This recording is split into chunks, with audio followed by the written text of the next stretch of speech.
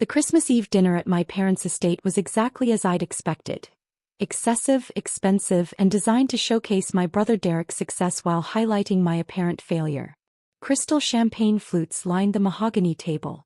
The centerpiece was an elaborate arrangement of white roses and gold-dusted pine cones that probably cost more than most people's monthly rent.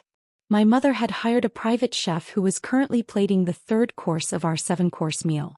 I sat at the far end of the table in a simple black dress, while everyone else sparkled in designer holiday attire. Derek held court at my father's right hand, wearing a custom Tom Ford suit and a Rolex that caught the candlelight with every gesture. The Singapore deal closed yesterday, Derek announced, swirling his wine. 42 million. The firm is calling it the deal of the year. My father beamed with pride. That's my boy. A real businessman. Built his career from the ground up at one of the most prestigious corporate law firms in the city. Hardly from the ground up, Dad, Derek said with false modesty. You did introduce me to half the partners at the country club. Networking is a skill, my mother said. You capitalized on opportunities. That's what successful people do. My sister-in-law Amanda, Derek's wife of 3 years, touched his arm adoringly. He works so hard. 80-hour weeks sometimes. But that's what it takes to make senior partner before 40. Partnership announcement is coming in March, Derek said confidently. My billable hours are 30% higher than any other associate. It's practically guaranteed. My Uncle Richard raised his glass. To Derek, the pride of the Morrison family. Everyone drank. No one looked at me. The chef placed the next course in front of us.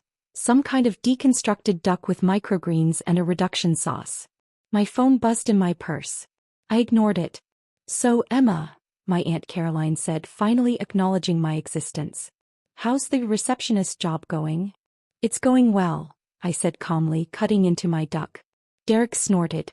Still answering phones in the lobby? Got it. You're 30 years old. At least you have a job, I guess. The table tittered with polite laughter. What company is it again? Amanda asked, her tone suggesting she already knew and found it amusing. Meridian Solutions, I said. Never heard of it, Derek said dismissively. Some small firm, I assume. Can't be very important if they have their receptionist working on Christmas Eve. I'm not working today, I said. But you're always on your phone, my mother said with a sigh. Even at family dinner. Shrewd Emma. Whatever calls your screening can wait. You're right, I said, placing my phone face down on the table. I apologize. Derek leaned back in his chair, warming to his subject. You know what Emma's problem is? No ambition. She could have gone to law school like me, but she chose some liberal arts degree. Philosophy was it. Economics and business administration, I corrected quietly. From Wharton. Same difference, Derek waved his hand. Useless degree. You should have networked more, made connections. Instead, you're answering phones while I'm closing multimillion-dollar deals. My father nodded sadly. We did try to help you, Emma. I offered to introduce you to people in my business circles. You always declined. I appreciated the offers, I said. I wanted to build my career independently. And look where that got you, my mother said. A receptionist at 30. Meanwhile, Derek is on track for senior partner at Morrison, Hart & Associates. Actually, it's Morrison, Hart, Davidson and Lee now, Derek corrected. They added Lee last month after the Seoul office expansion. I'm heading up the international division. More congratulations flowed around the table. My younger cousin Michael, who just graduated college, looked at Derek with open admiration. That's what I want, Michael said. Real success. Corner office, expense account, respect. Then don't be like Emma, Derek said laughing. Don't settle for answering someone else's phone calls. Be the person making the calls that matter. Amanda touched her napkin to her lips delicately. Emma, have you considered going back to school? Maybe getting a real degree? It's not too late to salvage your career. I'm content with my position, I said. Content, Derek repeated mockingly. That's exactly the problem. You're content with mediocrity. Winners are never content. They always want more, achieve more, become more. Derek's right, my father said. Complacency is the enemy of success. You need to have drive, ambition, the hunger to reach the top. My phone buzzed again. And again. 3 messages in quick succession. Your receptionist job needs you? Derek asked sarcastically. What's the emergency? Someone can't figure out how to transfer a call. I glanced at my phone screen. 3 messages from Marcus Chin, CEO of Meridian Solutions. Marcus, board meeting moved to 7 a.m. tomorrow.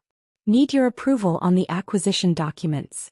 Marcus, also the Times wants a quote for the year-end profile piece. Should I have PR handle it or do you want to respond directly? Marcus, sorry to bother you on Christmas Eve, boss. I typed back quickly. Approve the acquisition. Have PR send me the draft response I'll review tonight. Seriously, Emma? My mother said. Put the phone away. This is family time. Sorry, I said again, setting it down. Derek smirked. Let me guess. Your boss needed you to order office supplies? Or maybe someone spilled coffee in the lobby and you need to call the cleaning service. The table laughed. Even my father chuckled. Something like that, I said neutrally. This is what I don't understand, Amanda said, leaning forward. You went to a decent school, you're reasonably intelligent, you come from a good family. How did you end up as a receptionist? What happened? Nothing happened, I said. I chose my path. A path to nowhere, Derek said. I'm going to be honest because I care about you. You're embarrassing the family. Do you know what my colleagues say when they ask about my sister and I have to tell them you're a receptionist? It reflects poorly on all of us. I'm sorry you feel embarrassed, I said. You should be sorry, my mother added. We raised you with every advantage. Private schools, tutors, college fund. And you wasted all to answer phones. Uncle Richard tried to be helpful. Emma, I have connections in the HR departments of several mid-level firms. I could probably get you an interview for an actual position. Entry-level but better than reception. Thank you, but I'm happy where I am, I said. Happy, Derek scoffed. What's your salary, Em? 30,000? 40? I made that in bonuses alone last quarter. Derek, my father said, though he was smiling. Don't be crass about money. I'm just making a point, Derek said. Success is measurable. My salary is $340,000 base, plus bonuses that usually run another $200,000. That's more than $500,000 a year. What are you making, Em? I took a sip of water. I don't discuss my salary. Because it's embarrassingly low, Amanda said sympathetically. It's okay, Emma. We all start somewhere. Derek's first year as an associate, he only made $160,000. Only, I repeated softly. The point is he advanced, my mother said. He worked hard, networked, made himself indispensable. You could do the same if you just tried. The chef brought out the next course. Some kind of lobster preparation that looked like it belonged in a food magazine. My phone buzzed again. I glanced down. Marcus, hate to keep bothering you, but the journal wants to confirm the revenue numbers for the annual report. Can I give them the Q4 projections? I typed back. Yes, but make sure they note those are projections, not confirmed figures. Don't want any accuracy issues. Unbelievable, Derek said. She literally cannot stop checking her phone. Emma, what is so important that you're ignoring your family on Christmas Eve? Just work matters, I said. Work matters, he repeated. You're a receptionist. What work matters could you possibly have? Is someone calling the main line on Christmas Eve and you're worried about it? Derek, leave her alone, my cousin Sarah said quietly. She'd always been kind to me. No, I won't leave her alone, Derek said, his voice rising slightly. He'd had several glasses of wine. Someone needs to give her a reality check. She's wasting her life and everyone's too polite to say it. I don't think I'm wasting my life, I said calmly. Then you're delusional, Derek shot back. Do you know where I was last Christmas Eve? Dinner with Senator Morrison and his family. That's the level I operate at. Meanwhile, you're probably eating lunch in some depressing break room with other support staff. Derek, Amanda said, touching his arm. Maybe that's enough. It's not enough, Derek insisted. I love my sister, which is why this kills me. She had potential. She could have been something. And instead she's a 30-year-old receptionist with no prospects, no ambition, and apparently no pride. The table had gone quiet. Even my father looked slightly uncomfortable. I have plenty of pride, I said softly. Just not in the things you value. What do you value? Derek challenged. Making $40,000 a year? Having zero authority? Being the first person fired when the company needs to cut costs? Derek, my father said. Perhaps we should change the subject. No, I want to hear this, Derek said, looking at me intently. What do you value, Emma? What makes your receptionist job so fulfilling that you're willing to be the family embarrassment? I met his eyes. I value doing work that matters. Building something real. Making decisions that impact people's lives positively. Derek laughed loudly. Making decisions? You're a receptionist. You don't make decisions. You follow them. You're at the absolute bottom of the corporate hierarchy. Everyone has their place, I said. And yours is at the bottom, Derek agreed. Look, I'm not trying to be cruel. I'm trying to wake you up. You're 30 years old. If you don't make a change now, this is your life. Forever. Is that really what you want? Before I could answer, my phone rang. Not a text, an actual call. I glanced at the screen. Marcus Chin. Don't you dare answer that, my mother said sharply. I apologize, but I need to take this, I said, standing up. Emma Morrison, if you walk away from this table, my father started. I was already walking toward the foyer, phone to my ear. Marcus, what's wrong? I'm so sorry to call on Christmas Eve, Marcus said, sounding stressed. But we have a situation. The Henderson merger. Their CEO wants to move the signing to tomorrow morning. Christmas Day. He's flying to Tokyo tomorrow night and wants this locked down before he leaves. Henderson Industries? I asked, my mind already calculating. The $3.2 billion acquisition? That's the one, Marcus confirmed. But here's the problem. Their legal team is insisting on meeting in person for the signing. They want to come to our headquarters. Tomorrow morning, 9 a.m. On Christmas Day, I said. I know it's insane, Marcus said. But Henderson is firm. If we don't sign tomorrow, they're walking and going with the Blackstone offer instead. Emma, we've worked on this for 18 months. We can't lose it now.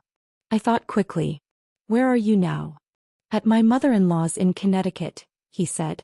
I can be back in the city in 2 hours. Who else can we get? Most of the executive team is out of state, Marcus said. Sarah's in Aspen, David's in the Caribbean, Jennifer's in California. I can probably pull together a skeleton crew, but Emma Henderson's people will expect to meet with you. You're the chairman. They'll want your signature on the documents. I'm at my parents' house in Greenwich, I said. I can be at headquarters in 45 minutes. Are you sure? Marcus asked. It's Christmas Eve. Your family will survive without me, I said. Set it up. Call Henderson's CEO and confirm. 9 a.m. tomorrow at our headquarters. You're a lifesaver, Marcus said, relief evident in his voice. I'll coordinate everything. I hung up and returned to the dining room. Everyone was staring at me. Everything all right? Sarah asked. Work emergency, I said, picking up my purse. I need to leave. My mother's face went red. Absolutely not. We're in the middle of Christmas dinner. I'm sorry, but this can't wait, I said. What can't wait? Derek demanded. Did someone forget how to work the phone system? Does the lobby Christmas tree need watering? It's a business matter, I said simply. A business matter, Derek repeated incredulously. You're a receptionist. You don't have business matters. You have phone calls to transfer and visitors to sign in. Nevertheless, I need to go, I said. My father stood up. Emma, sit down. Whatever this is, it can wait until after the holidays. It really can't, I said. This is ridiculous, my mother said. You're being incredibly disrespectful. We planned this dinner for weeks. And I appreciate it, I said. But I have responsibilities. Derek laughed harshly. Responsibilities? You're a receptionist. Your responsibility is to sit at a desk and smile. It's not like you're closing a major deal or managing a crisis. Your support staff, Emma. Replaceable, forgettable support staff. Derek, Sarah said sharply. That's enough. It's not enough, Derek insisted. She's walking out on Christmas dinner for a job that doesn't matter. For a position with zero importance. She needs to understand how pathetic this is. I looked at him calmly. I understand you see it that way. Because it is that way, Derek said. You know what? Fine. Go answer your phones. Run back to your little lobby desk. Meanwhile, those of us with real careers will enjoy dinner. Enjoy, I said, heading toward the door. My mother called after me, "If you leave now, Emma, don't bother coming to New Year's. We're done accommodating your nonsense." I paused at the doorway. I understand. Merry Christmas, everyone. I walked out to my car, a modest Honda Civic that Derek had mocked when I arrived. "Couldn't even spring for a luxury car on your receptionist's salary?" he'd said. The truth was I owned 6 cars. The Civic for low-profile situations, a Tesla Model S for regular use, a Range Rover for winter, a Porsche 911 for fun, and 2 vintage cars in climate-controlled storage. But Derek didn't need to know that. I drove toward the city, calling my assistant on the way. "Jennifer," I said when she answered. "Sorry to interrupt your holiday." "No problem, Ms. Morrison," she said. She was my executive assistant, one of the few people who knew exactly who I was. "What do you need?" "Henderson merger is happening tomorrow morning, 9 a.m. at headquarters. I need you to activate the building, get security in place, prep the main conference room, and coordinate catering for approximately 20 people. On Christmas Day," she said. "Challenge accepted. Anything else? Make sure the signing documents are ready and the legal team has reviewed every clause. This needs to be flawless." "Consider it done," Jennifer said. "I'll have everything ready by 8:30 a.m. "You're amazing," I said. "Triple overtime for everyone who comes in tomorrow." "They'll appreciate that," she said. "See you in the morning, boss." I arrived at Meridian Solutions headquarters at 11 p.m. The building was a gleaming 40-story tower in Midtown Manhattan, our company name illuminated at the top. I parked in my reserved spot in the executive garage and took my private elevator to the executive floor. Marcus was already there, looking stressed but determined. "Emma, thank God. Henderson's team confirmed for 9 a.m. They're bringing 8 people including their CEO." "Good," I said, walking into my office, a corner suite with floor-to-ceiling windows overlooking the city. "Where are we on due diligence?" We worked through the night, reviewing documents, confirming financial projections, and ensuring every detail of the $3.2 billion acquisition was perfect. By 8 a.m. I'd changed into a fresh suit I kept in my office and was ready. Jennifer had outdone herself. The main conference room was impeccable. Fresh flowers, catered breakfast spread, signing documents perfectly organized, our legal team assembled and briefed. At 8:45 a.m. building security called. "Ms. Morrison, Henderson's team is in the lobby." "Send them up," I said. The elevator doors opened and 8 people emerged, led by James Henderson himself, CEO of Henderson Industries. He was a silver-haired man in his 60s, known for being difficult but fair. "Mr. Henderson," I said, extending my hand. "Welcome. Thank you for making time on Christmas Day." "Ms. Morrison," he said, shaking firmly. "When you're closing a $3.2 billion deal, holidays become suggestions rather than obligations." I smiled. "Shall we?" The signing took 3 hours. Every document was reviewed, every clause examined, every concern addressed. Finally, at noon on Christmas Day, James Henderson signed the final page. "Congratulations," he said, shaking my hand. "You've acquired a great company. I expect you'll do remarkable things with it." "We will," I assured him. "Henderson Industries has an incredible legacy. We'll honor that while positioning for future growth." After they left, Marcus collapsed into a chair. "We did it. $3.2 billion. Our biggest acquisition ever." "Third biggest," I corrected.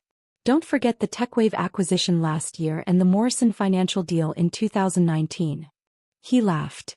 "How do you keep track?" "It's my job," I said simply. My phone buzzed. A text from my mother. "Your brother is right. You're an embarrassment to this family. Don't contact us again until you get your priorities straight." I deleted it and returned to work. The news broke on December 26th. Meridian Solutions acquires Henderson Industries in $3.2 billion deal. The business press went wild. Henderson was a century-old manufacturing company with contracts across 3 continents. The acquisition made Meridian Solutions one of the largest privately held companies in America. My phone rang constantly with interview requests, congratulations from business partners, and questions from industry analysts. I ignored most of them, letting our PR team handle it. But one call I did take, from Derek. Emma. His voice sounded strange.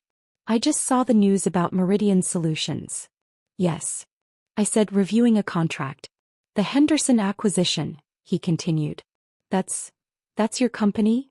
I'm the founder and chairman, yes, I said. Silence. Derek. You founded Meridian Solutions? His voice was hollow. 9 years ago, I confirmed. Started with $2 million from my inheritance from Grandma Morrison, the one who left you nothing because you insulted her at her birthday party. Grew it into what it is today. Which is what exactly? He asked weakly. As of the Henderson acquisition, we're valued at approximately $8.4 billion, I said. We employ 12,000 people across 15 countries. Annual revenue is about $6.2 billion. We're the third largest privately held company in our sector. More silence. The receptionist thing, Derek finally said. At Christmas dinner. You said you work for Meridian Solutions. I do work for Meridian Solutions, I said. I own it. I founded it. I run it. But you said you were a receptionist. No, I corrected.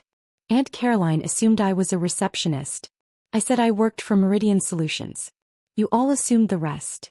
Why didn't you correct us? His voice was rising. Would you have believed me? I asked. You were so convinced I was a failure, so certain I was at the bottom. Would telling you I'm a billionaire chairman have changed anything? Or would you have just called me a liar? He had no answer. Here's the thing, Derek, I continued. You spent dinner mocking my supposed $40,000 salary. My actual compensation last year was $340 million between salary, bonuses, and equity. You bragged about closing a $42 million deal. I just closed a $3.2 billion acquisition on Christmas Day, which is why I had to leave dinner. Emma. You said I had no ambition, I continued. I built a company from nothing into an $8.4 billion enterprise. You said I embarrassed the family. The business press calls me one of the most successful entrepreneurs under 40. You said I was at the bottom of the corporate hierarchy. I am literally at the top of mine. I didn't know, he said weakly. You didn't ask, I corrected. You assumed. You all did. And when I tried to leave dinner for an actual business emergency, one worth billions of dollars, you called me pathetic. I could hear him breathing on the other end of the line. I need to go, I said. I have a company to run. Merry Christmas, Derek. I hung up. Within an hour my phone exploded. Calls and texts from every family member. Mom, Emma, we need to talk. There's been a terrible misunderstanding. Dad, I had no idea about your company. We should discuss this. Amanda, Emma, I'm so sorry about Christmas. Derek told me everything. Can we meet? Uncle Richard, proud of you, kiddo. Always knew you had it in you. I ignored them all except one, from Sarah. I knew you were more than you let on. Congratulations on the acquisition. Drinks next week. I responded, absolutely. I'll have my assistant coordinate. The interview requests intensified. Forbes wanted a cover story. The Wall Street Journal wanted an exclusive on the Henderson deal. Bloomberg wanted to profile my journey from startup to billion-dollar empire. I selected carefully, agreeing to a few strategic interviews that would position Meridian Solutions for our next phase of growth. The Forbes interview ran in February. The cover showed me in my office, the Manhattan skyline behind me. Emma Morrison, the billionaire you've never heard of. The article detailed everything. How I'd started Meridian Solutions at 21 with my inheritance, how I'd built it through strategic acquisitions and organic growth, how I'd deliberately maintained a low profile to avoid media scrutiny while I built the business. One quote I particularly liked: Morrison operates with a rare combination of ambition and humility. While other tech billionaires seek the spotlight, she's been quietly building one of America's most successful private companies. Her approach is simple: hire the best people, empower them, and stay focused on long-term value creation rather than short-term publicity. The article also mentioned, almost as an aside, that my younger brother Derek was an associate at a mid-level corporate law firm. The reporter had clearly done their research and noted the irony. My parents called immediately after the Forbes issue hit newsstands. Emma, my mother said, her voice strained. We need to talk about this article. What about it? I asked, reviewing quarterly projections. It makes Derek look bad, she said. Mentioning him like that, comparing his career to yours. It's humiliating for him. I didn't mention Derek, I pointed out. The reporter included that detail on their own. You could have asked them to remove it, my father said. He was on speaker. Why would I do that? I asked. Because he's your brother, my mother said. Because family protects family. I set down my pen. Did Derek protect me at Christmas dinner? When he called me an embarrassment. When he said I was pathetic. When he mocked my supposed receptionist job in front of the entire family. Silence. Did you protect me? I continued. When you told me I was wasting my life. When you said I reflected poorly on the family. When you uninvited me to New Year's because I left dinner for a $3.2 billion business deal. We didn't know, my father said weakly. You didn't ask, I corrected, the same words I'd said to Derek. You assumed. You judged. You mocked. And you never once considered that maybe, just maybe, you didn't have the full picture. Emma, please, my mother said. We're your family. We made mistakes, but we love you. Do you? I asked quietly. Or do you love what I've accomplished? Would you be calling if Forbes hadn't put me on their cover? If I really were a receptionist making $40,000 a year, would you want to talk to me now? Neither answered. I need to go, I said. I have a meeting with the Singapore development team. Emma, wait, my father started. I hung up. Derek showed up at my office a week later. Building security called first. Ms. Morrison, there's a Derek Morrison in the lobby requesting to see you.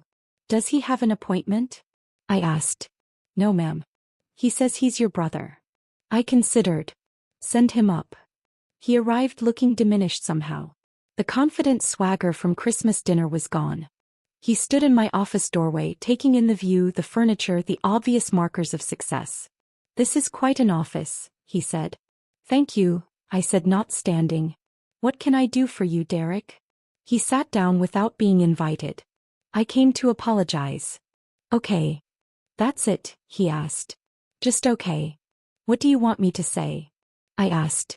You've apologized. I've acknowledged it. Is there something else? He looked uncomfortable. I was cruel at Christmas dinner. I said terrible things. I mocked you, belittled you, called you an embarrassment. And I was completely wrong. Yes, I agreed. You were. I didn't know. That I was successful? I interrupted. So if I really were a receptionist, your comments would have been acceptable? He flushed. No, that's not what I meant. Then what did you mean? I asked calmly. He struggled. I thought you were wasting your potential. I thought you'd given up. And that justified public humiliation? I asked. Mocking me in front of the entire family? Calling me pathetic? No, he admitted. Nothing justifies that. You're right, I said. It doesn't. We sat in silence. The firm wants me to try to establish a relationship with you, Derek finally admitted. They heard about Meridian Solutions. They want to pitch for your legal business. Ah, I said. There it is. That's not the only reason I'm here, Derek protested. Isn't it? I asked. Derek, be honest. If I were still the failure you thought I was at Christmas, would you be in my office right now? Or would you still be telling people about your embarrassing sister who never amounted to anything? He looked at his hands. That's what I thought, I said. Emma, please, he said. I know I don't deserve it, but can we start over? I was a terrible brother.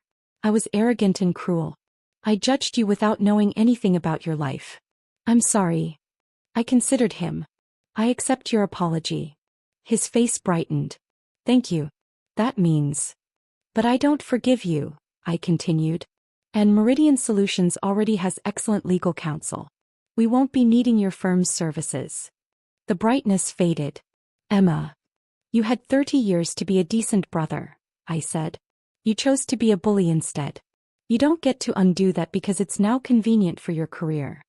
It's not about my career, he insisted. Isn't it? I asked. You just admitted your firm sent you here. You want something from me, Derek. Just like you've always wanted something. Admiration, validation, someone to feel superior to. I'm done providing that. He stood up. I really am sorry. I believe you're sorry you were wrong about me, I said. I believe you're sorry you embarrassed yourself. I believe you're sorry you can't use me for professional advancement. But I don't believe you're sorry for how you treated me. You're just sorry it backfired." He left without another word. My parents made several more attempts to reconnect. Dinner invitations, family event invitations, requests to talk about everything. I declined them all politely. The truth was they'd shown me exactly who they were. They'd spent 30 years treating me as less than, as the disappointing daughter, as the one who didn't measure up. They'd mocked me, dismissed me, and made it clear I was an embarrassment. And the moment they learned I was successful, the moment I became useful to them, suddenly they wanted a relationship. But I didn't need their validation anymore. I'd built something extraordinary without their support, without their approval, without their belief in me. Meridian Solutions was proof that their assessment of me had been completely wrong. I didn't need to prove anything to them. I'd already proved it to myself. 6 months after Christmas, I received an invitation to speak at my business school's graduation. The dean wanted me to give the commencement address, to inspire the next generation of entrepreneurs. I accepted. The speech was scheduled for a sunny May morning. 15,000 people filled the stadium. Graduates, families, faculty, staff. I stood at the podium in my doctoral robes. I'd completed my PhD in economics 3 years earlier, another thing my family hadn't known, looking out at the sea of faces. When I graduated from this school 12 years ago, my family told me I was wasting my potential. They said my degree was useless. They said I'd never amount to anything. I paused. They were wrong. But not because I proved them wrong. They were wrong because their metrics for success were fundamentally flawed. I talked about building Meridian Solutions. About the failures, the near bankruptcies, the moments of doubt. About persevering anyway, staying true to my vision, refusing to compromise my values for short-term gains. Success isn't about impressing people who never believed in you, I said. It's not about proving your worth to those who dismissed you. It's about defining your own metrics, your own goals, your own values, and then living according to them. The stadium was silent, everyone listening. Some of you will build billion-dollar companies, I continued. Some will become leaders in your fields. Some will change the world in ways we can't yet imagine.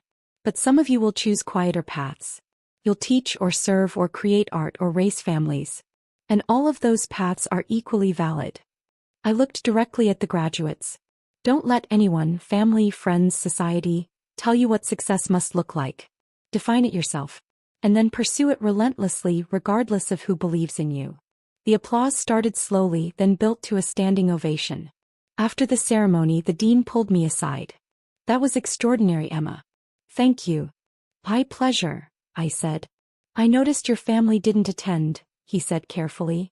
I believe we sent them invitations. They had other commitments, I said simply. He nodded, understanding in his eyes. Well, you have a family here. This institution is proud to call you an alumna. As I walked to my car, I passed a newsstand. The latest issue of Fortune magazine featured Meridian Solutions, the $10 billion company you've never heard of. We'd crossed $10 billion in valuation the previous quarter.